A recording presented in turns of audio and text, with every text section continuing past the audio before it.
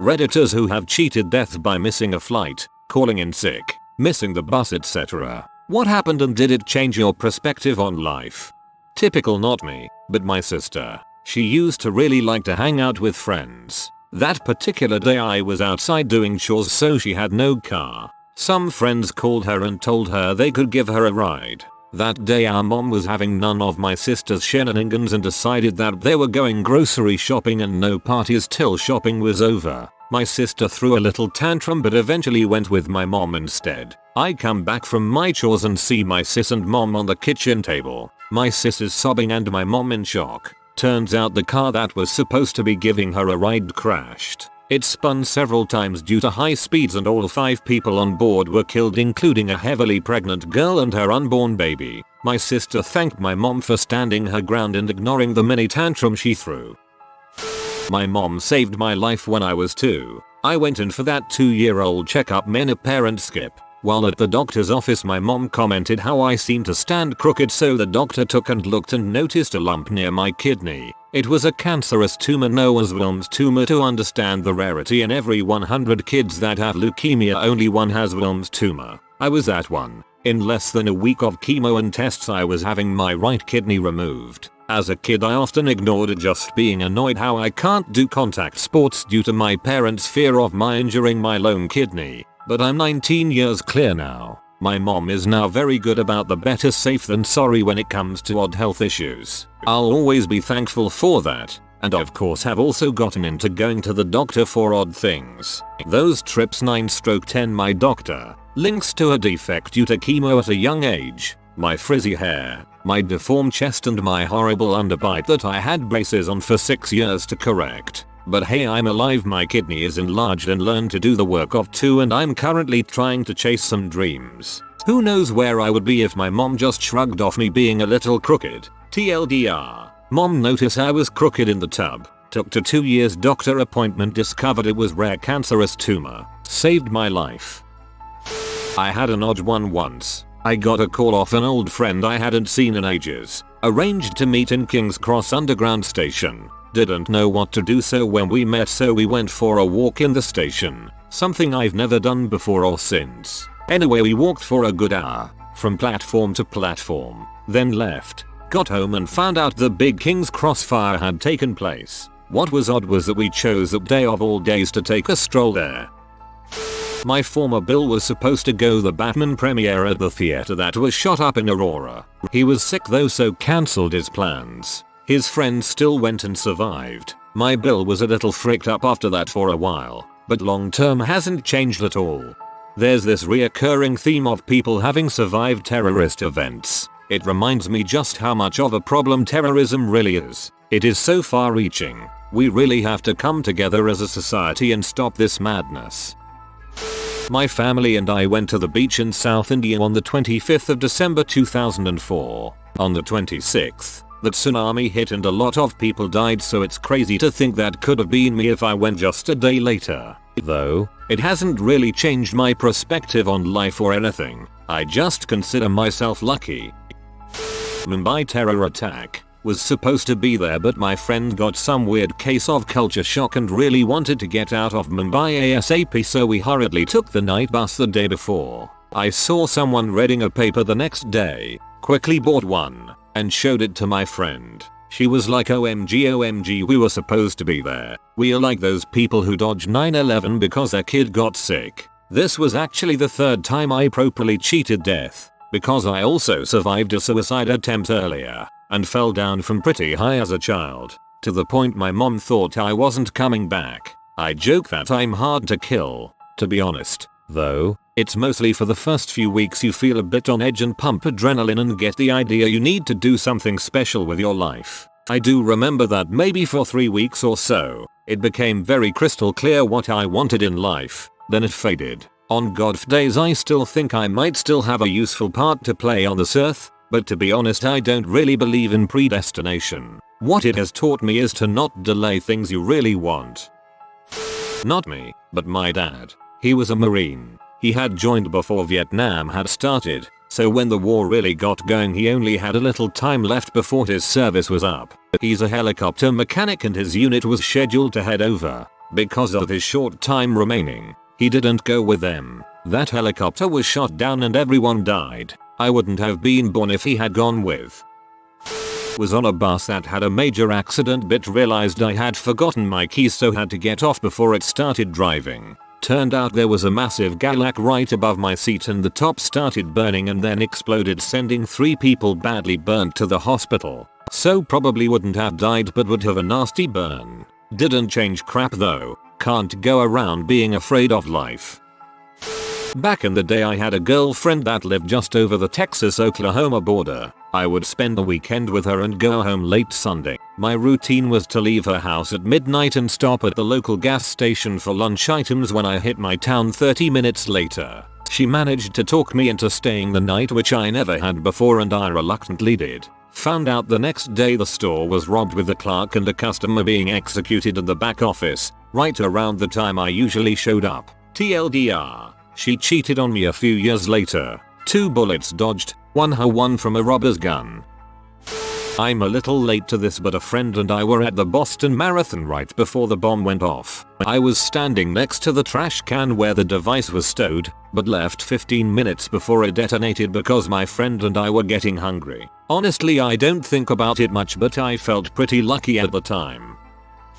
Not me, but my uncle. One September morning he was taking a crap at work when he heard and felt an explosion. He finished his crap, washed his hands, and went back to the office, only to find that the entire office was empty of people. The second plane hit only a few stories above his office.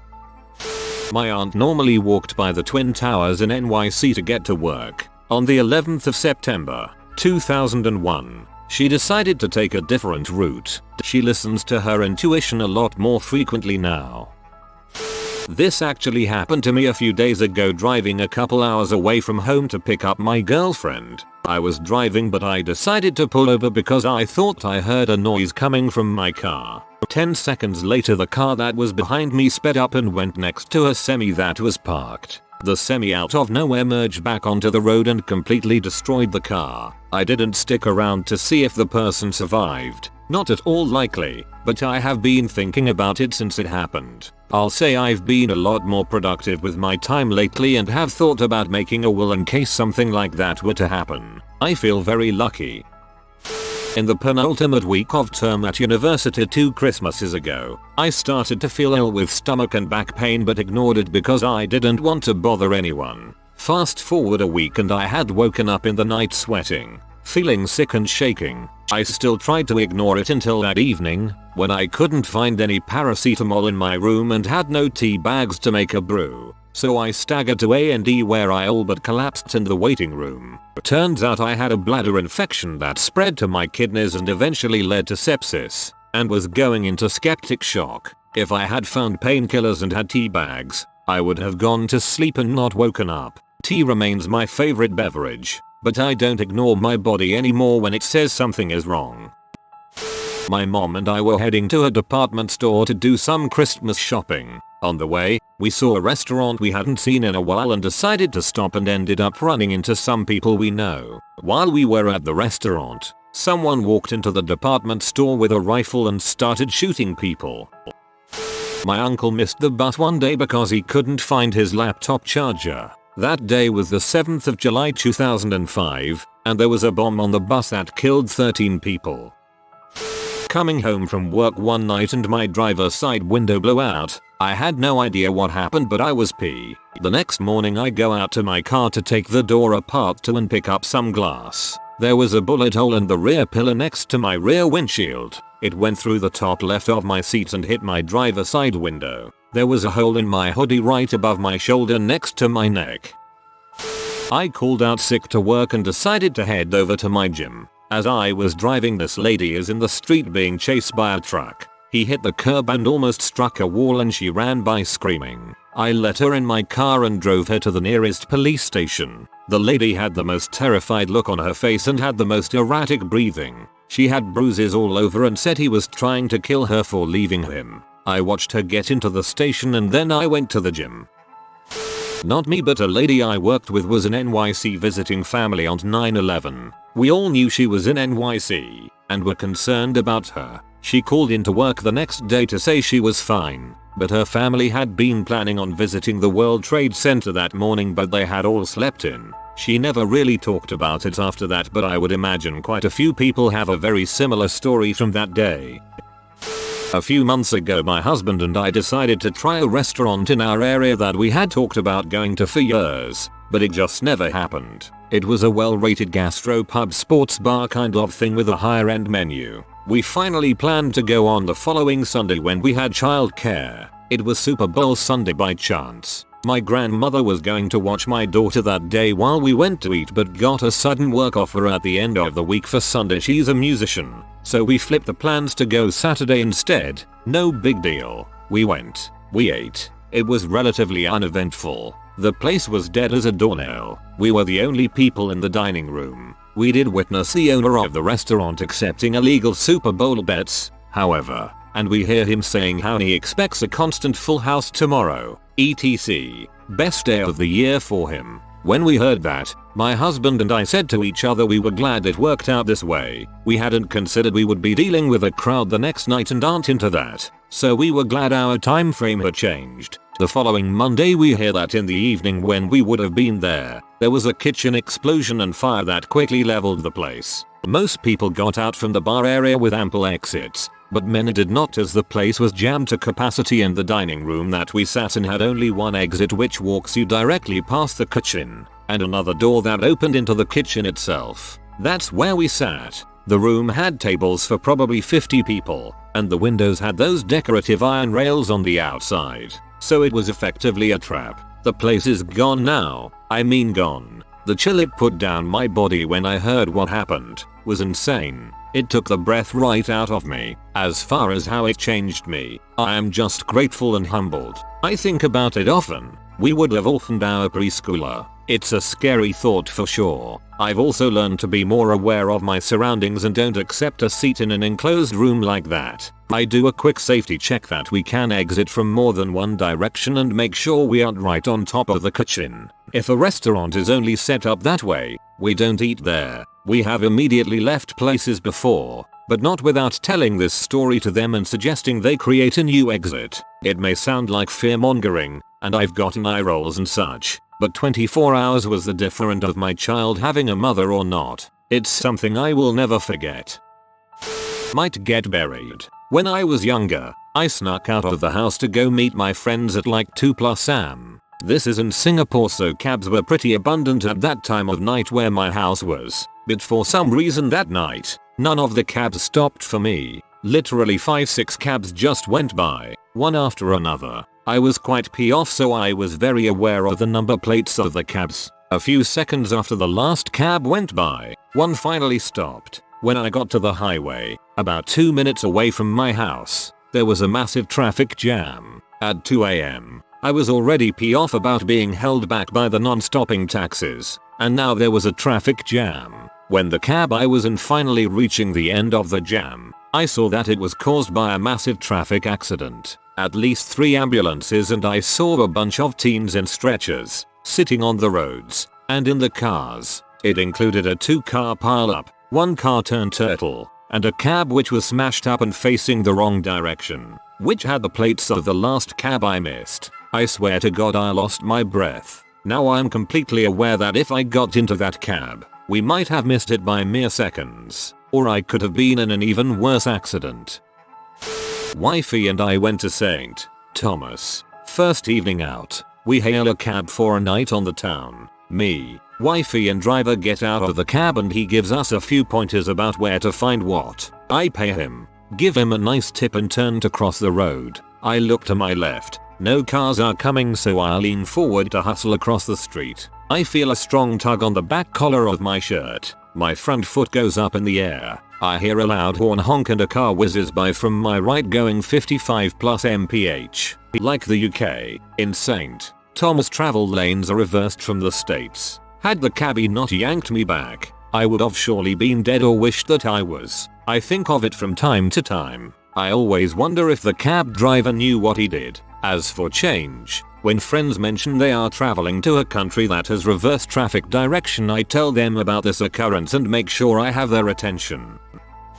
Not sure if this applies or not, but when I was about 15 my parents were debating on whether or not to go ATVing or horseback riding when on vacation. We decided horseback riding because I couldn't drive the ATVs until I was 16, so we decided it would be better to all do horseback riding. So we were about 1/4 of a mile from the ranch when my horse says, "Frick you dude, I wanna be the first one back to the ranch IDGAF if I am not the lead horse." Given I had no idea where we were or how close we were to the ranch, so my horse goes full gallop back Totty Ranch. This was the first time I had ever been on a horse, mind you, so I just decide to go full on jockey and stand up. The horse make a 90-degree turn back to the ranch and my saddle slips sideways. I decide to put my hand down and fall, but my foot gets caught in the stirrup, so he drags me about 50 feet and my foot comes undone and I roll 2-3 times in the sand. After I get up, all I could think was that was freaking awesome. But looking back, I could have gone full on Christopher Reeves.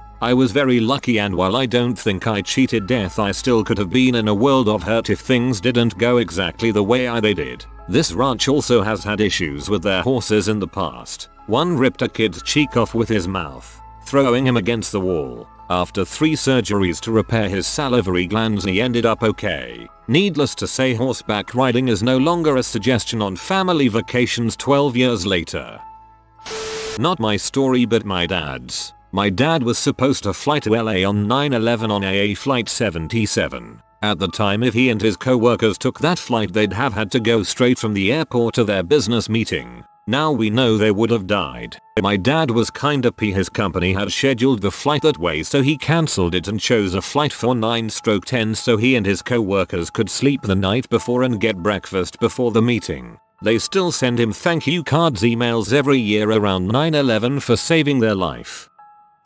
This very moment taught me to trust your gut instinct. Little context. This was when I had just graduated from high school and got a job. Still living at home and working closings. I would usually stay over at my friends. We'd play video games and such, but took time every night to stretch our legs and go down to the gas station for snacks. Jump forward one night and we get to the intersection about a mile or so from our destination. I stopped dead in my tracks and felt sickeningly uneasy. We looked at each other and all I said was, "Let's go to Speedway." He didn't even question me and we continued on like normal until we saw 3-4-ish cruisers fly down the main road. We took a major loop back through some houses because why not be nosy little shoots. We got to the UDF we usually went to, meaning we had gone every night for about 7 weeks at this point except a few opening shifts. And before we even got close, the police were telling us to clear out. We had took off to home as fast as we could and finished the night in confusion and terror.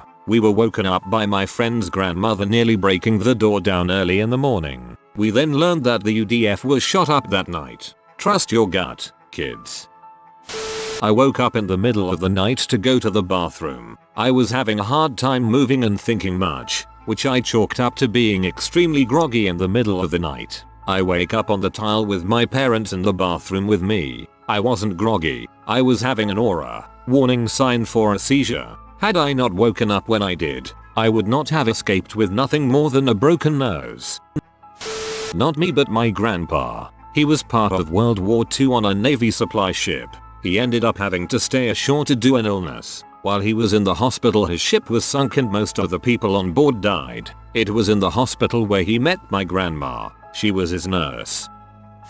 Obligatory not me, but my parents. My dad was being moved by his company from Amsterdam to Kuala Lumpur. They had the going away party at his office and all the big shots all came down to give him gifts and awards for his service at that location. After all is said and done, he and my mom printed their tickets and were just about to head to the airport. Right before they left for the airport, my dad received a call from his boss that the regional VP would be coming down on short notice the following day and that he wanted him to do a handover exit report presentation with the VP. He tried to explain his way out of it, considering he would miss his flight if he stayed another day, but to no avail. My dad was very much annoyed. He had to reschedule their flight, extend their car rental, hotel reservations, as everything was sold shipped, just for a 1-hour meeting. The flight that my parents missed was MH17, shot down over eastern Ukraine. The consequences of the incident wasn't lost on him. He went from being a very career-oriented,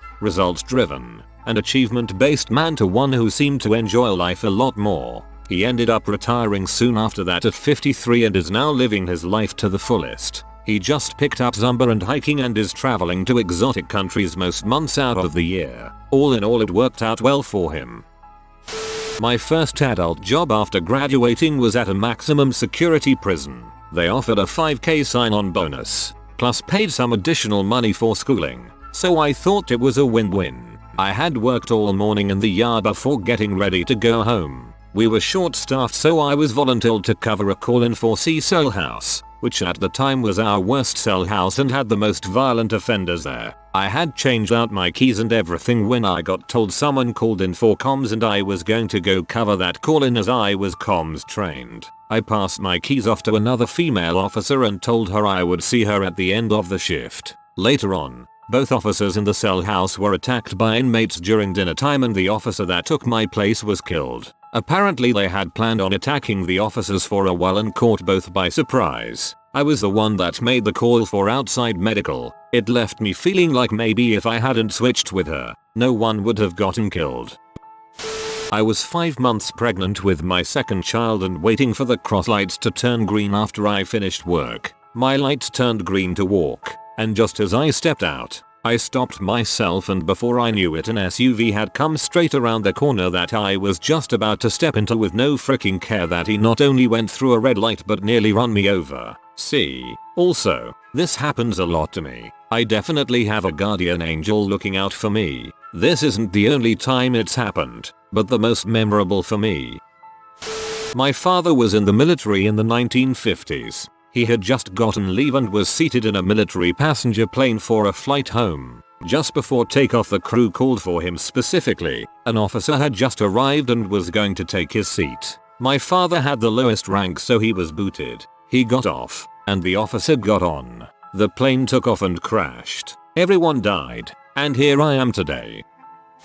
Can I answer for my best friend? She had started work in the Pentagon the week before 9/11. She and her new co-workers were scheduled to be in a meeting at 9:30 that morning, but she was running late because she had to use the restroom. As she was washing her hands, she heard a boom and felt the building shake. When she came out, there was smoke and chaos everywhere. The fire barriers were coming down and they were going to be trapped in the section that was, or appeared to be, on fire. A young Marine knew where the override button was that stopped the barrier's descent and she was able to get out of that section. She exited at the river entrance and walked through the metro bus depot on her way to her friend's home in Crystal City. When she got to the overpass, she looked back at the Pentagon and realized the point of impact was at the conference room where her meeting should have been held. All of her new co-workers were dead. Her name means grace and she said she felt it was God's grace that allowed her to live. She's been even more determined to serve him every day since. This story is fake, or at least you have the details very wrong. The Pentagon did not have closing fire barriers that would trap you. It follows NFPA codes. It does have one doors as smoke barriers, but those open with the press of a very big and obvious button and can fairly easily be torn down in a crowd crush panic situation. Not me, but my mom worked next to Century 21, across the street from the World Trade Center. My mom didn't feel like going to work and she said it is more believable if you call in on a Tuesday, Wednesday, Thursday. So that Tuesday, she called in. Best decision she made. No change as far as I could see in her, though since then, she realized how much she is loved as everyone in my family called her as they knew where she worked as well. Not me, but my aunt worked at the World Trade Center. She went in late on 9/11 to pay a parking ticket. I was in school in the suburbs when the attacks happened. My history teacher took us out to see the skyline so we could watch history happen. I watched the second tower get hit and we hauled butt back inside. I thought for sure she was dead. They put a big butt TV in the auditorium. I remember seeing the people jump out of the buildings and looking for my aunt. When I came home, it was the first time I saw my father cry. The phone lines were clogged. She called later that night blessing the name of the officer who gave her that dang parking ticket. I'm going to keep this short, but I had the chance to go to Japan in April of 2011, and I would have been in the area affected by the disaster. Thankfully, I was sick, and I'm a lazy frick, so a common cold kept me home. My boyfriend at the time and I had planned to go into Boston. We lived in NH to see the race and do some shopping. I came down with a migraine so we didn't go. When I was a child, less than 5, I fell off the back of a speedboat while out on the lake with my family. The brand new life vest I was wearing was faulty and began absorbing water, turning it into a rather large set of bricks. Luckily, some people on a banana boat inflatable raft happened to be nearby and got to me before I drowned. A few years later, around 9, I was at the river with my dad while we was doing a job. A few of us kids got caught in a whirlpool and it pulled us all under. My dad grabbed me and my uncle grabbed my brother and his kid. My dad made it back to the shore with me, but my uncle had a heart attack while trying to make it back, dropping his kid and my brother back into the river. They all died. I lived because my dad grabbed me and not my brother. Those are just 2 of the myriad of different things in my life I've managed to barely avoid dying to. 2 house fires, traffic accident, an earthquake. And I can't really say for sure if it's changed my perspective on life, as it's been happening for as long as I can remember. I was 16 years old and a sophomore at Columbine High School when the shooting happened. Every single day my friends and I would take the car my older brother and I shared from the senior parking lot out to lunch. Only juniors and seniors got to park on campus. Everyone else had to park at Clement Park, next to the school. Lunch was only about 40 minutes so I was the only sophomore in my group of friends who had a car in the lot. The 20th of April, 1999 I wasn't feeling well and for the first time since my 16th day in October, we were going to stay at school for lunch. Can't say my friends were happy to have to eat cafeteria food in lieu of fast food from the mall's food court, but no one said much. A few minutes later the shooting started out by the student lot. My friends and I were able to escape by running up the stairs and out the front of the school. I found out later my older brother was also sick and had taken the car home. Had I not decided to stay at school, my friends and I would have all been out in the parking lot. I don't know if we would have been shot, but we would have been witness to a lot more. How has it changed me? Well, 16-year-old me felt sorry for myself and carried the victim mentality around for a long time. I didn't see that I got out alive. I just knew my high school got shot up. Fast forward to 34-year-old me, this and other experiences have made me eternally grateful for life and love and everything else the world has to offer. If you are new to the channel, you can subscribe. I publish new videos every day. Until then, check another video.